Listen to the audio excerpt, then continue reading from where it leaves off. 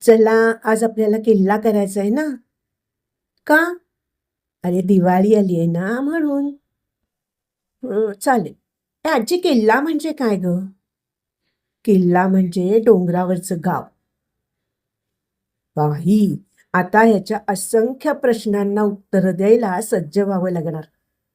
मला तर परमेश्वरच आठवलं. लहानपणी दादांनी आम्हाला शिवाजी महाराजांच्या कथा सांगितलेल्या होत्या. पुण्यात गणपतीत त्या कथांचे देखावे असायचे. शिवाजी महाराजांचा अश्वारूढ पुतळा नजरेसमोर होता. यामुळेही असेल कदाचित. किंवा आमची पिढी या पिढीसारखी फारशी जिज्ञासू नव्हती. जे आजूबाजूला सगळे करतात ते करायचे हा पायंडा म्हणूनही असेल कदाचित. आम्ही लहान असताना आम्हाला असे प्रश्न कधी पडलेच नाहीत. किल्ला करायचा, त्यावर महाराजांची स्थापना करायची, त्यांना मुजरा करायचा हे ठरलेलं. किल्ला कोणाचा ग? शिवाजी महाराजांचा. का त्यांचाच किल्ला करायचा? अरे, ती एक खूप मोठी गोष्ट आहे. मग मला सांग ना. अगदी सोप्या शब्दात त्याला कळेल अशा प्रकारे शिवाजी महाराजांच्या गोष्टीचं पुस्तक मिळतंय का याचा खूप शोध घेतला. काही छोटी पुस्तकं मिळालीही, पण त्यातले असंख्य शब्द हे लहान मुलांच्या विश्वाच्या बाहेरचे. म्हणून अगदी त्यांच्याच भावविश्वातल्या शब्दात शिवाजी महाराजांच्या पराक्रमाच्या, चातुर्याच्या काही कथा सांगण्याचा हा आजीचा प्रयत्न. आजीने नातवाला सांगितलेली छत्रपती शिवाजी महाराजांची गोष्ट. चला तर मग ऐकूया. दिवाळीच्या किल्ल्यामागची गोष्ट, भाग 1. आजी, शिवाजी महाराजांची गोष्ट सांगतेस ना? सांगते रे बाबा, सांगते. बिटू आजीजवळ जाऊन बसला.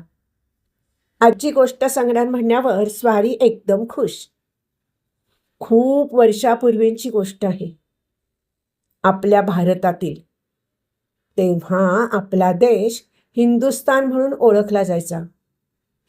बहुतेक भागांवर मुघलांचे राज्य होते. मुघल राजे, सरदारांचं सैन्य आपल्या लोकांना त्रास देत असत.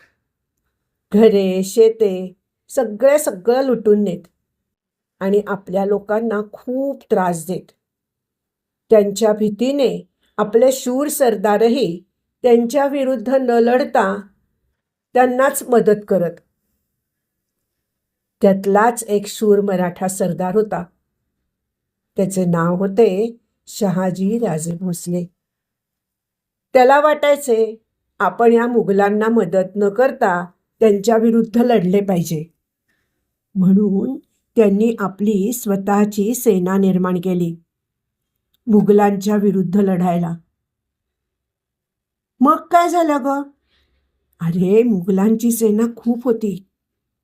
त्यांच्या दोस्त मंडळींनी शहाजीराजांना मदत न करता मुघलांनाच मदत केली. त्यामुळे शहाजीराजांना युद्ध जिंकता आले नाही.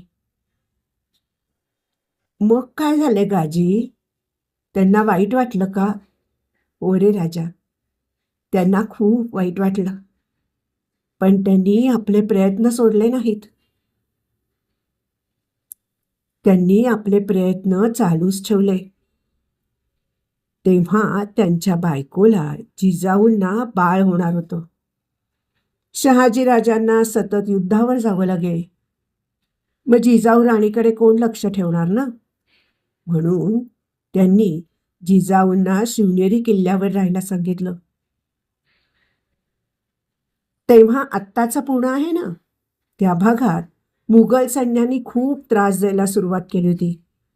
घरेदारे लुटून नेत, शेतात तयार झालेलं धान्य पळवून नेत, आपल्या माणसांना मारत.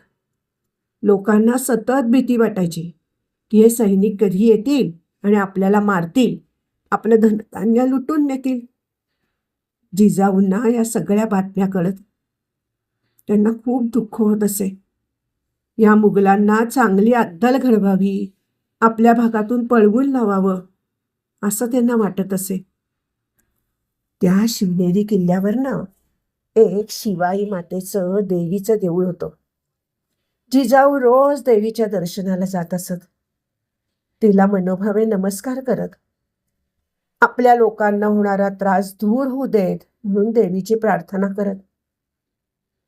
मग देवी बाप्पा त्यांना प्रसन्न झाला का ग? झाला ना. देवी त्यांना प्रसन्न झाली. जिजाऊ राणीला एक छानसं सुंदर बाळ झालं. शिवाई देवीचा आशीर्वाद म्हणून त्या बाळाचं नाव ठेवलं शिवाजी. म्हणजे शिवाजी राजा. बरोबर, हेच आपले शिवाजी राजे. चला, आता झोपायचं ना. पुढची गोष्ट उद्या.